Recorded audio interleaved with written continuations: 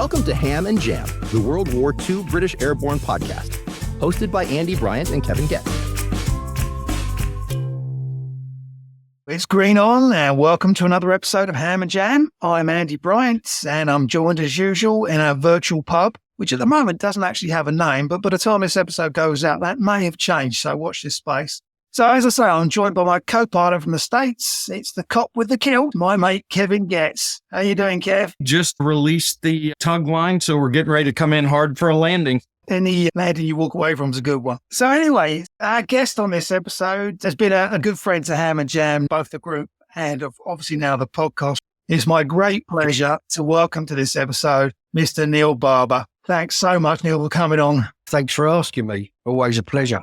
Traditionally, before we actually get into the episode, what's everyone drinking? Let's do the round robin. Neil, you're the guest. What are you drinking? I've got a pint of Banks's Mild. Nice. Kevin, what about you? I'm going non-alcoholic. I've opened up a nice crisp can of Diet Coke. Well, fair enough. I'm drinking... It's going to be a dark-colored liquid. Starts possibly with a G, I'm gathering. I am actually drinking a pint of Guinness. I should have known. Anyway, gentlemen, it's traditional to toast the episode in, so cheers. Cheers. Cheers. We've obviously asked Neil on to talk about Pegasus Bridge coup de main and the assault on both Pegasus and Horsa bridges. Before we get into that, your classic Pegasus Bridge, the capture, defence and relief of the Caen Canal and River Orme bridges on D-Day, you've got a new edition of it. What's different about this edition as opposed to the last edition? Well, what actually happened after the book came out in 2009, and obviously because I just carried on doing research into the division, if I ever come across anything that I think, I didn't know that, then I kind of stash it away in a folder and log it. And I was chatting with a new publisher. Obviously, I'd gone to another publisher and I knew I had quite a bit in this folder. It was only when I opened it up and started analysing it all, because I thought I'll just do a few updates. But the information I had in there, I'd been given, warranted virtually a rewrite. Certainly the back half of the book is totally different. Also wanted to make it a bit more, not as readable as the actual word, but some people had said, as it bounced about quite a bit, because I tried to be chronological. If people didn't know the area that well, then they had a bit of a problem. So I've tried to smooth that out a bit. But in that time, there was people that came out of the woodwork, some family of people, of veterans who were there, particularly engineers, which has been very handy. And also, particularly the fighting in Benneville. Nigel Taylor, Major Taylor, said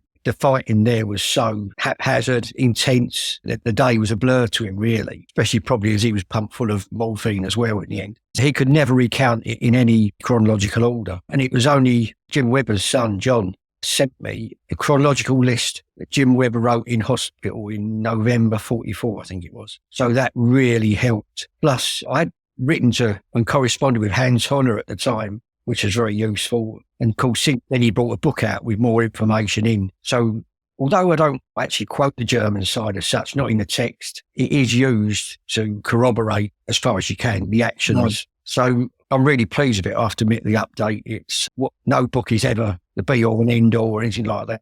But I'm a lot happier with it now. It's far more accurate, far more readable. I had all this information, and although I didn't intend to, I ended up dismantling a large portion of the book, reanalysing it against all the new information and putting it back together again. Obviously, when you create something like what you did and then you're revisiting it, was it hard to look at it and go, oh man, this is going to be tough to do? Or was it a very easy process for you to go, oh yeah, I can add this here, I can make these changes? It was a bit of a shock, really, because you do forget what it takes. It is a lot of effort. So I didn't find it easy. I found it enjoyable. When you're improving something, I suppose it's something you can enjoy. So I didn't intend it. It was only really when I started looking at it and thinking, this ain't just going to be a few corrections or up. It needs reanalysing. The Dee Bridge book, I'm going to draw a line under that this summer. And once I've done that, I've got a stack of information more to update The Devil's Dropped In. Again, the Day the Devil's Dropped In is also an awesome book. Absolutely. Well, and certainly Andy gets tired of me saying this, but I've always looked at something like what Cornelius Ryan wrote. That gives you the nice 20,000 foot view of what was happening. And I've always felt that the authors like yourself, Neil, when you push out something like Pegasus and Orme Bridges, that gives you that 200 foot view. That gives you the nitty gritty stuff that when you take that book and then you actually visit and you walk the ground, you're matching, you're mirroring everything that you've read. You're like, yep, I see that there yet. And it really helps. I don't know about Andy. It helps me fully understand the events as they were happening 80 some years ago. It's meant to sort of do that, hopefully, as well as just be general reading. Yeah, I'm very pleased to hear that. Thanks. When is it recognised as part of Tonga there's going to be a need for a coup de main to take the bridges at the Orne River and the Caen Canal? Well, it was very early on. Once General Gale knew the role the division was going to be, and he saw where they were going to be positioned, obviously that's when he saw there was just those crossing points. So very early on, he commissioned Brigadier Hill to look into, because obviously initially it was just going to be 2 brigades, wasn't it, because of the aircraft problem. But Hill looked at it and gave back his suggestions, and I think Gale said to himself he had similar thoughts on it being a glider operation. But of course, immediately after that, there was going to be more aircraft and they could get 5th Parachute Brigade in as well and that sort of thing. So that's when it was handed over, but it was very early on. And obviously the advantage of gliders over parachute troops is the fact that they're all going to come down relatively close together. Certainly the guys in the back of the glider are all going to be together, you hope. They toyed with it a little bit in Italy, and obviously the Germans had done their coup de mains in the early part of the war. But this was really going to be, for want of a better word, almost like a special forces type operation. In effect, yeah, that initial piece, yeah, the capture of the bridges, in effect it is for a special forces operation. I know they'd never used that term and they'd hate to be thought of it and special forces, but it was a very specific type of operation, wasn't it? Yeah, because they've been specially trained for that operation. I think that it always gives that impression, doesn't it? Even though they were glider troops trained anyway, but it's become almost an isolated incident where, of course, it was the very first part of the whole divisional plan. And it was it was fantastic the way they did it. It came off brilliantly, but it was just the first part of the overall plan. Obviously, there'd been a big problem if it didn't succeed, but thankfully it did. Well, talking of the plan, what exactly was the plan for the capture of these bridges? Well, the perfect scenario was to capture the bridges intact initially with the Ox and Bucks and form 2 small bridgeheads at either western end and the eastern end of the bridges until the arrival of the main drop. And then 7th Parachute Battalion would come through, cross the bridges to the west, and then start forming a bridgehead around Benneville, Le Port. Pinecoffin would take over from Howard, commanding that area. 12th Battalion was supposed to supply a company for the eastern end, i.e. the Orne Bridge end. But their defence at that end really was set around sitting in Barda-Ronville and Ronville. That's where they set their defence up. Neil, was there any sense, and I know the plans were bigoted, as they say, but was there any sense from the men as they were training that they were onto something fairly significant?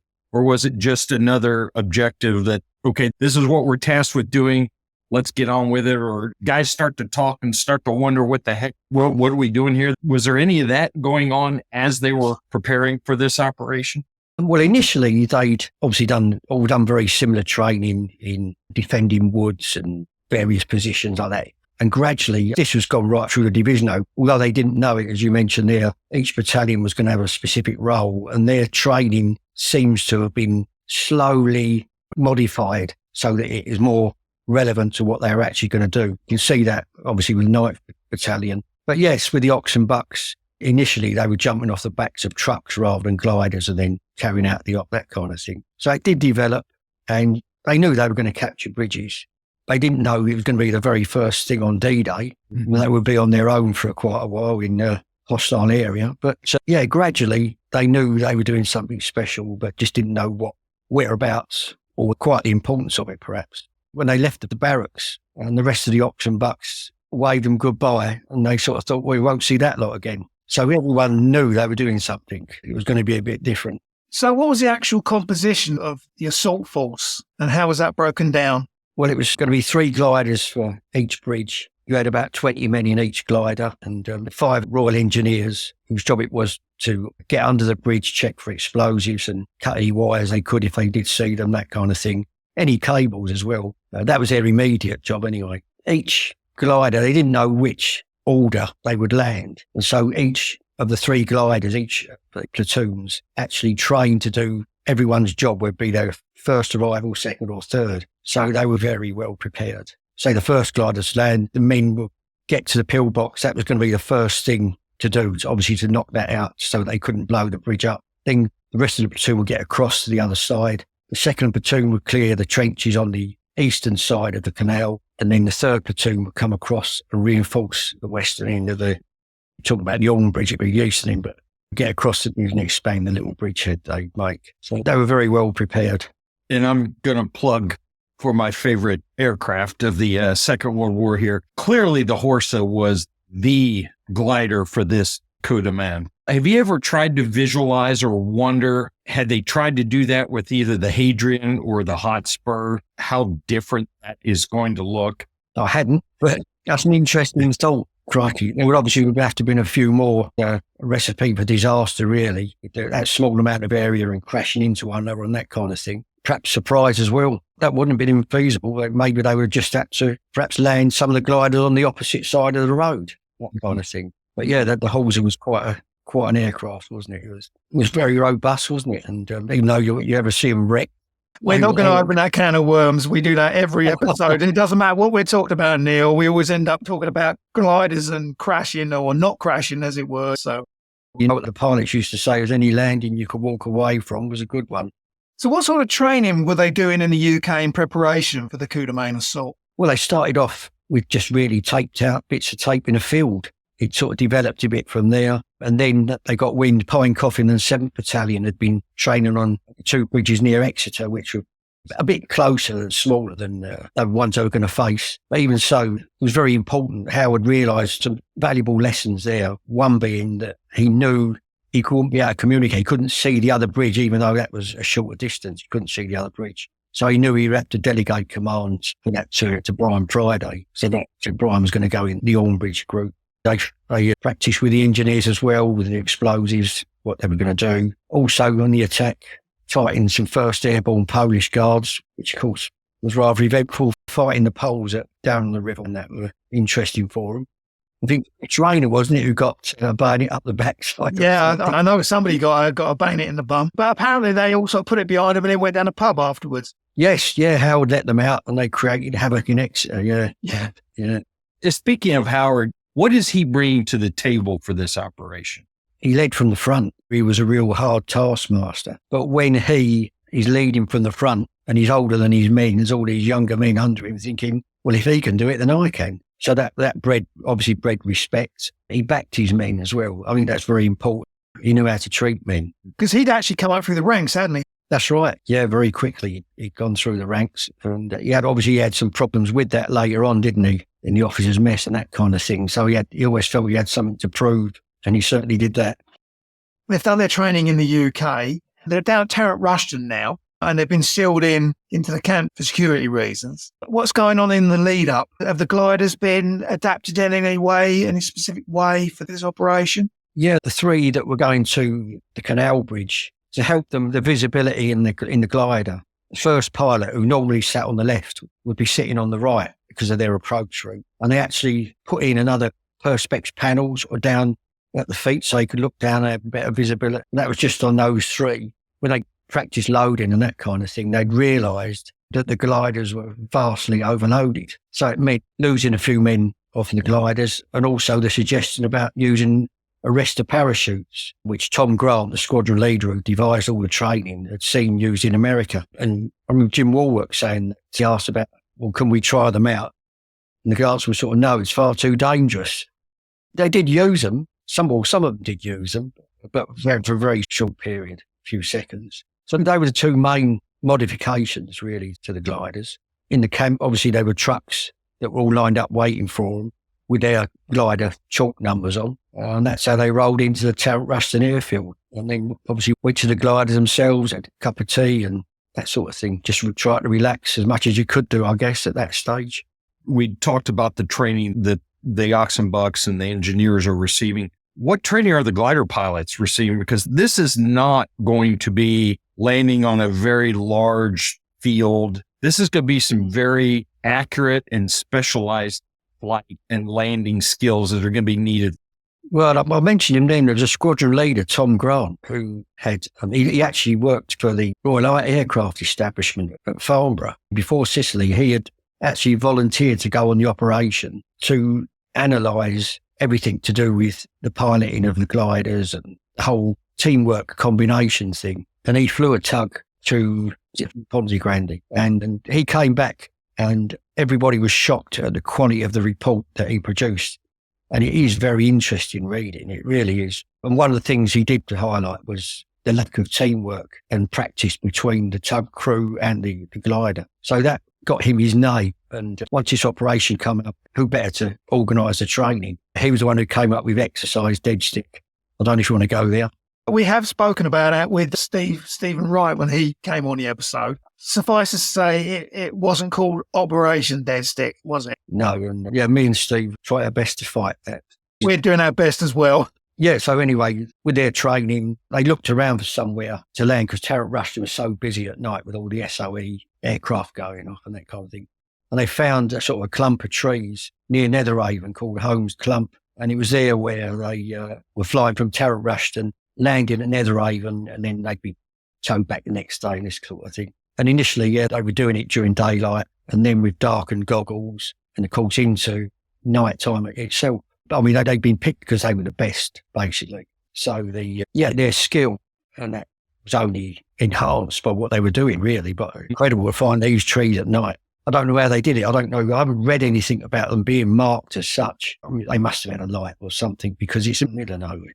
And we said that there was only 1 or 2 accidents, really, which is amazing for all the times they did the training there. And this is with the most simplistic of tech. We're not talking fancy GPS or anything like that. It was just an altimeter and a stopwatch, right? Yeah, that's absolutely right. Yeah, it was a compass bearing and a stopwatch. Jim Warwick had famously said he could have flown that blindfolded. Yeah. Because the level of training and their preparation was just that high when it came to preparing for this. Yeah, well, when they did that test before, when all the RAF and the bigwigs turned up for the trial in effect, they couldn't believe it, could they? When they actually got them, they taped out these triangles and they couldn't believe it. And they got in and said it was a fluke, so they did it again the next day. So back to the 5th of June, they take off from Tarrant Rushton. So a fairly uneventful flight. Accounts, as per the book, is that they were singing songs and smoking cigarettes. And I know Dennis Edwards always says that he was absolutely scared stiff until the wheels lifted off the tarmac. And then he said all that fear went and he was never frightened again throughout the entire war. Yeah, well, I can understand him saying, because he had these things, he had that attitude, well, you've got nothing left to lose now. So you got to do it. So the question is, were they singing the Lambeth Walk? Now they're nearing the French coast. What's the process for actually, so we mentioned the map and compass bearings to actually get to the bridges. What's going on now as they cross the French coast? Well, they're about between 5,000 and 6,000 feet. There's some cloud about. I think all the singing had stopped by then and smoking and that kind of thing. Even then, they were worried about the lights from a fag, that kind of thing. A bit paranoid, but better safe than sorry. So really, they were just waiting for instructions, keeping in position with the tugs and waiting for instructions to when to actually let the tow ropes go. And they were supposed to find a point at Caborg. There was this supposed flat gap at Caborg. And funny enough, no one's really said that much about flak on the gliders, those 6 gliders, but other aircraft that followed, I mean, the 22nd Independent Parachute Company, who were there roughly the same time, suffered from flak. And certainly the main drop did when they came through a little while later. So I'm not sure there was much of a flat gap there. But yeah, from there they started using the stopwatches and compasses. And it really was like clockwork, really. The 3 for the Orme Bridge had to go in virtually on a straight, bit of a dog leg shape to go into their landing area. And the only worry for them was some quite high trees at the end of the field they were going to land in. So they had to get that quite right. And obviously the ones for the Canal Bridge did 2 90-degree turns to come back in line with the canal. And their big worry was the bank, which held the road at the end. That was certainly Jim Warwick's big worry, that he would overrun and just smash straight into the bank. This is going to be unique landing in the sense that they ditched their rear wheel configuration, correct? You can see in the wreckage photos that they didn't ditch the wheels. No, number 1 glider is at an angle. You can see it lost its right-hand undercarriage. It's surprising, really, when you read as well that obviously they were using the skids as well. So I saw those sparks going past the open door, thinking they were tracers. But no, when you're looking at all three, you can see the wheels, I think, in the wreckage. In fact, Jeff Barkway, I think, saw one of the soldiers hanging over the wheel. Whether that was Greeno or not, don't know. So, I mean, they're coming in overloaded. They're coming in faster than they would normally come in. Is it? They're normally coming in about 80 odd miles an hour. And I think they're coming in close to 100, aren't they, on this? Yes, that's why Jim did use the parachute in the end, reluctant. Yeah, for about 2 seconds, I think it was. It certainly helped reduce the speed. And in the end, it was perfect, wasn't it? You couldn't have got any closer, really. No. Jimmy Woolworth famously puts the nose of the glider through the wire. Might have been a bit of luck on that one, I think, but he did what he said he was going to do. So they're down, or the first glider is down. Major Howard thinks he's gone blind. Yes, yeah, that was amazing, wasn't it? Where he'd obviously hit his head on the roof and pushed his helmet down over his eyes. I suppose it just shows you what kind of chaos was going on and the debris that was about as well. Yeah, so it was a big release to him, wasn't it? It would have been, crikey, after going through all that and all the training and then you wouldn't be out to sea. Yeah, that would have been tough for him to take, wouldn't it? Now, this is 25 platoon. Yes. So this is Den Brotherage's. Den Brotherage's, yeah. So you already started to tell the story. The scout platoon, they're first out. What's the rest of the platoon doing now? If I go back just a little bit, 2 guards or sentries were patrolling up and down the bridge, crossing over. And they were due to be relieved at midnight. And their relief didn't come. And then you saw the 2 relief soldiers go off to the Orme Bridge. So they went in and shook these 2 other fellas to get them up. Went back outside and was stood on the road outside the pillbox when first glider landed. So they thought it was a crashed aircraft or something like that. It was only when they saw some figures coming towards them, they started to move and they hid. They went behind the pillbox and were looking over the top. And one of them, Erwin Sauer, he was one, actually fired a shot which went high. And Helmut Rohmer fired the flare off. It was when the scout platoon started charging towards them that they ran off up the canal. Bill Bailey and Wally Parr put the grenades through into the pillbox. And while they were doing that, Brotheridge and the rest of the platoon, which of course was for some reason difficulty getting out the aircraft, were a bit of a way behind him. And he almost certainly had some sort of fractured leg, which is quite amazing. He ran down the left side of the bridge, and the nearest person to him was Bill Gray on the right with Tom Packwood. And so Brotheridge must have got to the cafe as Bill went in the little station. And that's where Bill was dying to relieve himself. I put his bread against the wall and, yeah, amazing story. Yeah. And then came out and then just went up the road to that pre-prepared position, planned position they were going to take up. The other men gradually came across. It seems piecemeal. And then, of course, number 2 glider arrived and they went and did the trenches on the eastern side, or David Wood's platoon. And then Sandy Smith's platoon, they're the ones that came across the bridge, reinforced that area there. And, of course, Sandy Smith met that German outside the cafe. Yeah. At what point is Den Brotheridge hit? He must have been hit early on because Bill came out, said he saw a figure on the floor. So there was Sandy Smith. So when he got to the cafe, a German came out from behind the cafe, that wall, and threw a grenade at him, which injured his wrist, badly injured his wrist. But he shot the German anyway. So that kind of, he carried on, but in the end that incapacitated him. The doctor, he was knocked out for quite a while, John Vall, in his landing, and he was obviously still suffering, perhaps a bit of concussion, that kind of thing, when he met Howard, and he told him, go and see what you can do with Den Brotheridge. And of course he ran too far up the road, and someone shouted at him, don't go up there, doctor. So Vaughan came in and, if I remember rightly, glider number 3, that was Barkway and Boyles, wasn't it? Yes. And they've already taken a casualty on the landing, haven't they? This is potentially before Brotheridge is wounded. Oh, yes. Yeah. Den Brotheridge didn't actually die until a couple of hours later. Anyway, they got him back to the regimental aid post which John Vaughan set up. We'd be remiss if we didn't mention one of the probably widely known characters, Wally Parr. What is he doing? What's his area of responsibility at this time? Well, he was part of the scout section. So him, Bill Bailey, Frank Borley, the Bren gunner. This 5-man scout party actually got out the back door, went round the tail and then up towards the pillbox. And the Bren gunner set up on the road to cover them. And Wally initially put a grenade in with Bill Bailey. And they went round the other side of the pillbox, spraying a bit of fire. When he came back, he could still hear groaning inside. So he then threw in a phosphorus grenade. Immediately after that, he went straight across the bridge to the position. There was you go past the cafe, there was a bank and a depression, and that's where Bill Gray had set up his brain gun. So Wally was up in that area for a while anyway. And then his footsteps sort of thing seemed to have got about a bit. He was the one who found him, and I think it was Bill Bailey as well, found them Brotheridge lying outside the cafe. So he was the one who really got word back that Brotheridge had been hit. And he was also looking for his sergeant. He couldn't find his sergeant who'd been injured in the aircraft, Hollis. So yeah, Wally got about quite a bit initially. And then, of course, famously, he ended up, in command of the gun. In the film The Longest Day, there's a hell of a firefight takes place, and there's hundreds of Germans. And what's the real story? Well, there wasn't that kind of battle. Just as the scout section were approaching, there was one man ran out, an NCO, and then ran across the bridge. He may well have been the man who killed Brotheridge, ultimately. We don't know. Another chap came out, and he was riddled by, I can only imagine, I remember Bill Gray saying to me that he riddled a German, but he was the only one it could have been because there was no one at the other end as such. Hickman, the Hickman story, he was a totally different unit, and by sheer coincidence was driving along the top of the T-junction when it started.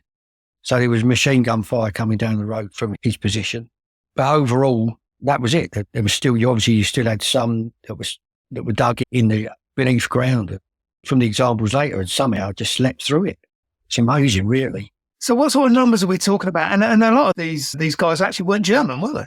No, there was a lot of young Poles, certainly a lot of young Poles. And there was only about, I think it was 18, perhaps 20 of them. And they weren't all there on duty. Some were in Benneville. There'd been a birthday party and there'd been a bit of a party in Benneville, allegedly in a brothel. Apparently the 7th Battalion saw that later, so that's almost certainly true. But yeah, so it wasn't like the Longest Day. I mean, the Ox and Bucks did fire off a lot. They created a lot of noise and were firing a lot. That was almost intended. Plus, David Wood said we thought everyone was nervous anyway, obviously. How long does it take them to get both bridges? 15 minutes.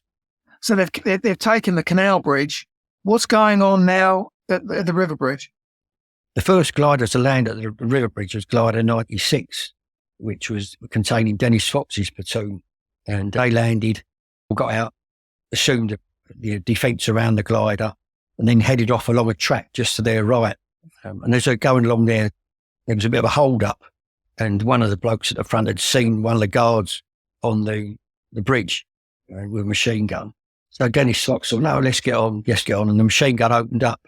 So, of course, this famous Wagger Thornton, probably 2-inch mortar slap bang on the bridge, and the guards ran off, although they didn't know it at the time. And, of course, they went charging across the bridge, perhaps thinking it might go up while they were doing it. But, of course, there was no one there at all. So it was very handy.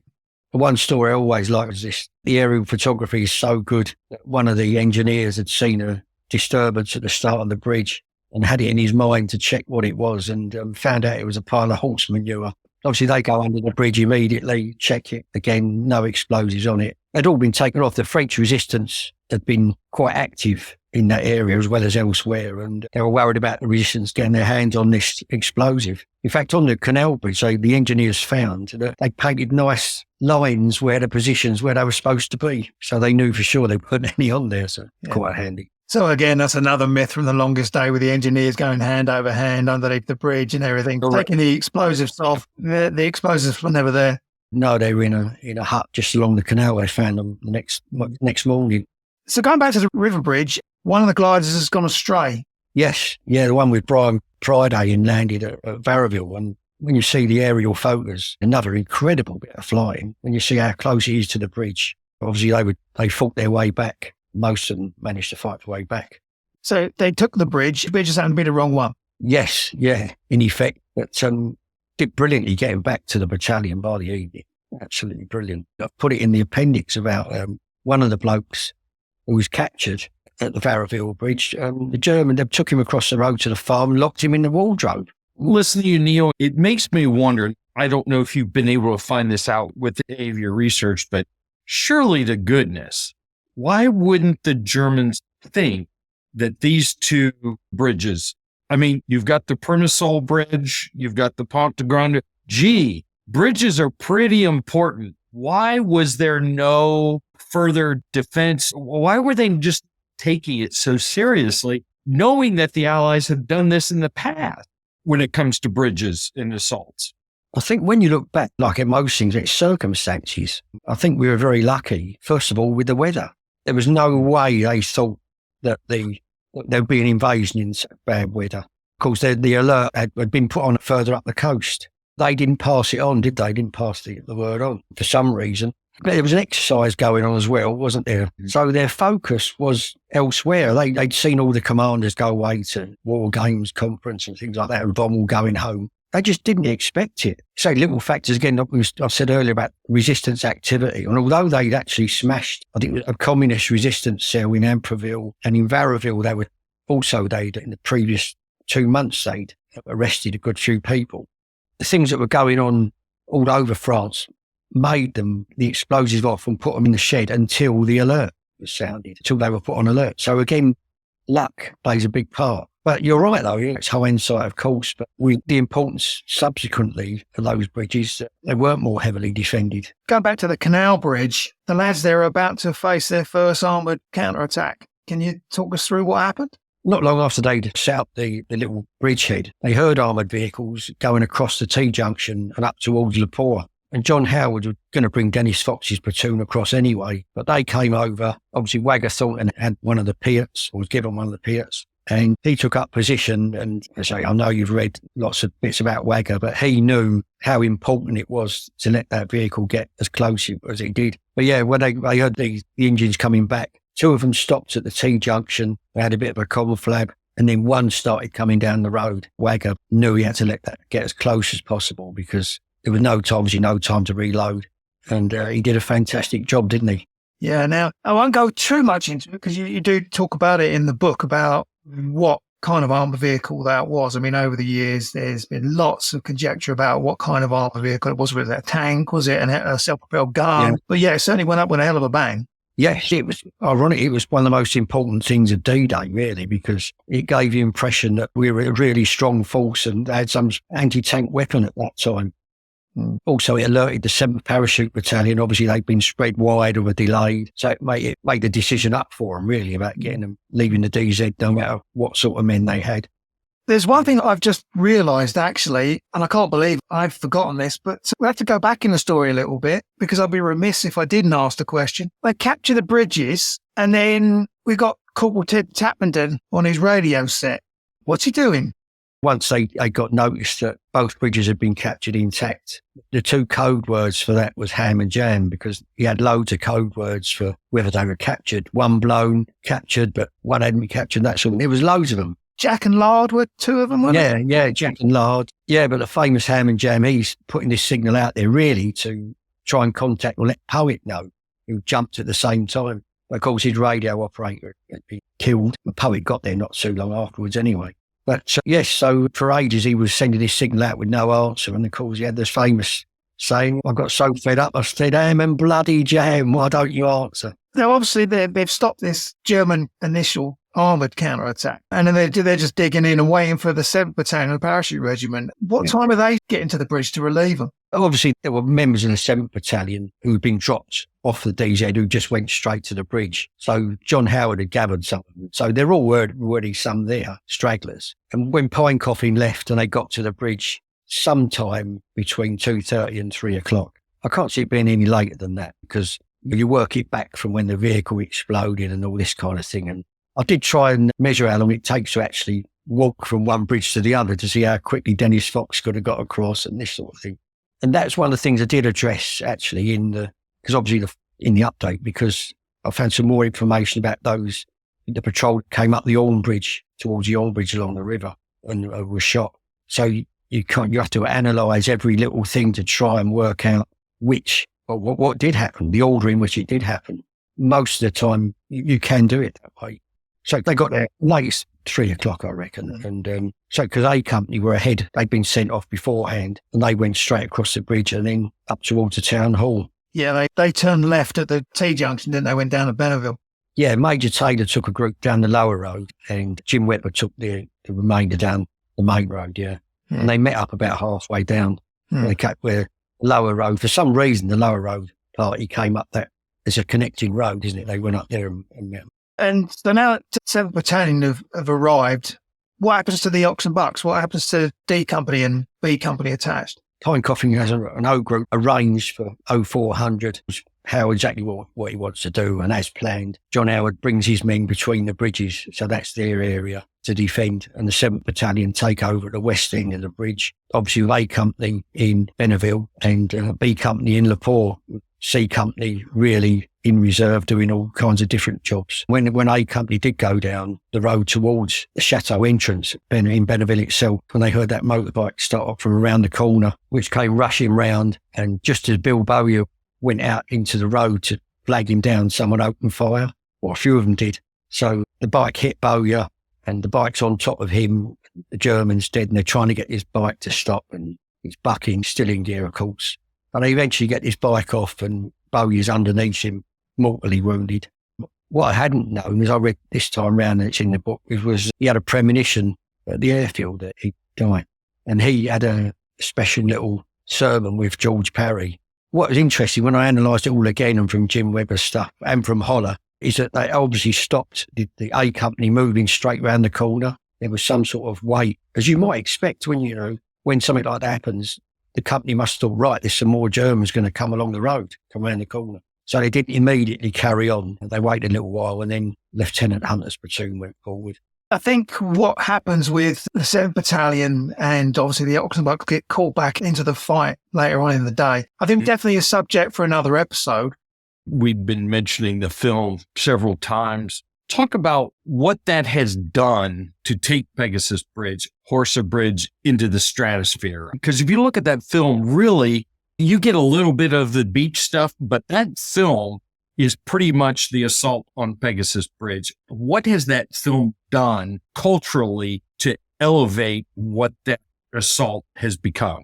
Well, just say it's an iconic film, full stop. And I think what really adds to it is, of course, is Richard Todd, not just because he was a brilliant actor, but because he was actually there. That really adds something to it, I think. Done an enormous amount, absolutely enormous amount in publicising it. It's the very first thing of D-Day. You had to have it for it to be a total success. It's brilliantly done. I touched on this a bit at Middle Wallop a few weeks ago, but the two influences are that film and Stephen Ambrose's book. They're the two big influences on the way people think. It is what it is. If people are that interested, hopefully they'll dig a bit deeper. You're right, that film, it will never be forgotten now, will it? The 6th Airborne achieved all its D-Day objectives, and then subsequently did some incredible things. And for most general public, it's always, you think of British Airborne, it's Arnhem. So they're, in my opinion, of course, they're very under-publicised. One of our guests basically described it as the greatest hits. It's Arnhem and Pegasus Bridge. That's your greatest hits album. And everything else that the 6th Airborne Division accomplished kind of gets lost in the shuffle. It's a week for Arnhem and 15 minutes for Pegasus Bridge. It is what it is. Well, all I can say, Neil, is we're certainly doing our best on the Ham Jam podcast to redress the balance. Yes, well, no, seriously, no, you're doing a great job. Well, thanks ever so much for coming on and doing that episode for us, Neil. As ever, it's been a pleasure.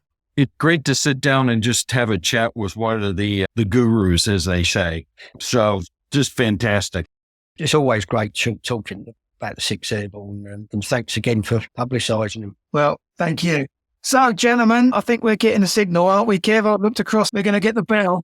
So it's time, gentlemen, please, on another episode of Ham and Jam. Thanks ever so much to everyone for listening, and you will hear us on the next one. But in the meantime, cheers and Ham and Jam. Cheers. Ham and Jam. Ham and Jam. Thanks for listening to Ham and Jam. If you enjoyed this episode and want to help Andy and Kevin make more, please support us on buymeacoffee.com. It's all in the editing. I try and make it sound like we actually know a little bit about what we're talking about.